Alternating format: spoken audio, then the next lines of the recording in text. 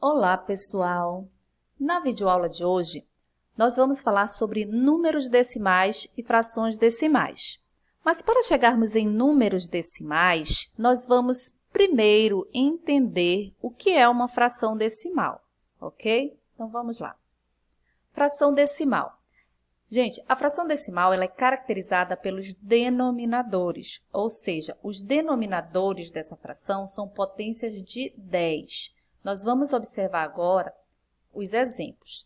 O primeiro deles, 3 décimos, depois 15 centésimos e em seguida 55 milésimos. O que nos importa agora são esses denominadores, tá? Que são as potências de 10.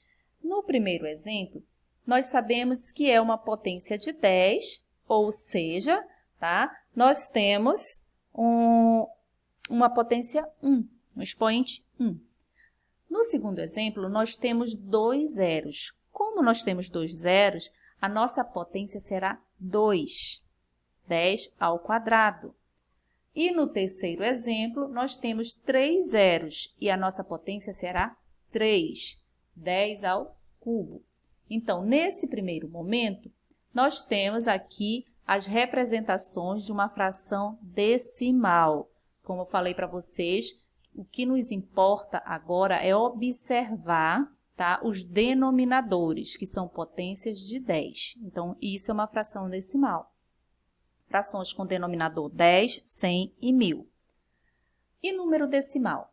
O número decimal, ele indica um número que não é inteiro. Como assim, Pró? Eu vou mostrar para vocês agora, através de exemplos. Quando eu escrevo somente o número 3, gente, eu vou dizer que esse número sozinho aqui, ele é um inteiro, certo? É um número inteiro, tá? No momento que eu acrescento uma vírgula, tá? No momento que eu acrescento uma vírgula e um outro número, nesse caso eu coloquei o 15, esse número passou a ser um número decimal, certo? Então, eu tenho ali 3 inteiros e 15 centésimos. Nosso próximo exemplo, 0,375.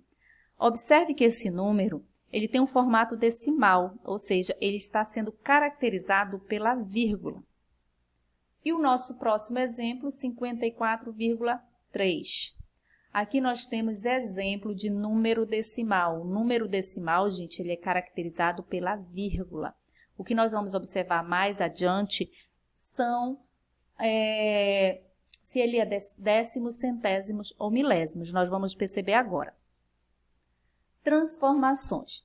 Eu trouxe para vocês aqui alguns exemplos no qual nós vamos estar transformando uma fração decimal, ou seja, a fração que tem denominador 10, 100 e 1000, para um número decimal, um número com vírgula. Depois vocês vão perceber, gente, que a mesma coisa será a volta. Do mesmo jeito que eu vou transformar a fração para número decimal, você faz a volta, tá? Vou começar. Como é que eu faço? Nosso primeiro exemplo aqui, 5 décimos. Gente, primeira coisa que você vai fazer numa transformação, pega o teu numerador e já escreve ele ao lado. O que você vai perceber? Que o 10, todas as vezes que você tem 10, ó, você tem um zero, ou seja, você vai andar uma casa decimal da tua vírgula, da tua direita para a esquerda. Você vai andar nesse sentido, da tua direita para a esquerda. Você observa o 5, não tem nada, certo? Aí você vai imaginar que a tua vírgula está aqui e ela vai andar uma casa, ou seja, ela vem para frente. Ó, eu andei uma casa decimal da minha direita para a esquerda. Por que eu andei uma casa decimal? Porque eu tenho denominador 10, eu tenho somente um zero. Essa vírgula ela não pode ficar voando, não pode ficar solta. Se ela não pode ficar solta, nós representamos com o número 0. Esse 0 aí é somente para não deixar essa vírgula solta, tá? Então, observe como é representado 5 décimos. Olha aqui, em número decimal, 0,5. Esse 5 aqui, ó, uma casa, está representando uma casa decimal, que é do 10. Agora, vamos representar 15 centésimos. Agora, eu tenho duas casas decimais, porque eu tenho 2 zeros. Então, a gente escreve o nosso 15 ali e vamos fazer o mesmo procedimento. Você vai imaginar que a vírgula está aqui no finalzinho. E aí, ele vai andar da direita para a esquerda, 2 casas. Cada número, gente, representa uma casa decimal. O 5 é a primeira, o 1 é a segunda. Então, nós vamos colocar a vírgula, tá? Nós andamos 2 casas decimais. Você imagina que a vírgula estava aqui e ela andou 1, 2, vírgula. Como eu falei agora há pouco, a vírgula não pode ficar voando, ela não pode ficar desse jeito. Não existe esse número. O que nós vamos fazer? Colocar o número 0. Então, aí nós temos 15 centésimos, ok? Vamos para o 1000. Olha, mesma coisa. Vamos colocar o 551 ali, que era o meu numerador. O 1000, ele tem 3 casas decimais, certo? O 1000 tem 3 casas decimais. Se ele tem 3 casas decimais, a mesma coisa. Eu vou andar da direita para a esquerda. 3 casas, porque o 1000 tem 3 zeros. Ó, 1, 2, 3. Olha onde vem a vírgula. Então, cada número representa uma casa decimal. A vírgula pode ficar desse jeito. Eu posso encerrar meu número assim, gente? Não, né? Então, o que eu vou fazer? Colocar o 0. Viram que nesse primeiro momento, essa primeira coluna, eu só andei com a vírgula. Eu não precisei acrescentar nada mais, nada menos que esses zeros aqui, para minha vírgula não ficar flutuando, não ficar voando, certo? E a leitura, como é que fica? Ó, 1 casa, 10, 2 casas, 100, 3 casas, 1000. Então, eu tenho 5 décimos, 15 centésimos e 551 milésimos, ok? Agora, vamos observar como fica a nossa segunda coluna. Aqui nós temos 23 décimos. Como é que nós vamos representá-lo em número com vírgula? Mesma coisa que eu falei lá no início. Coloco o meu numerador, escrevo o meu numerador ali como resposta. E eu falei para vocês que o que você vai fazer? Você vai imaginar que a tua vírgula está aqui, ó. E daqui ela vai andar da direita para a esquerda. Quantas casas? 1, ou seja, eu vou pular um número. Eu vou andar 1 casa decimal. E vocês perceberam que como eu já tinha o 2 aqui, eu não precisei colocar 0. Aqui eu precisei, aqui não.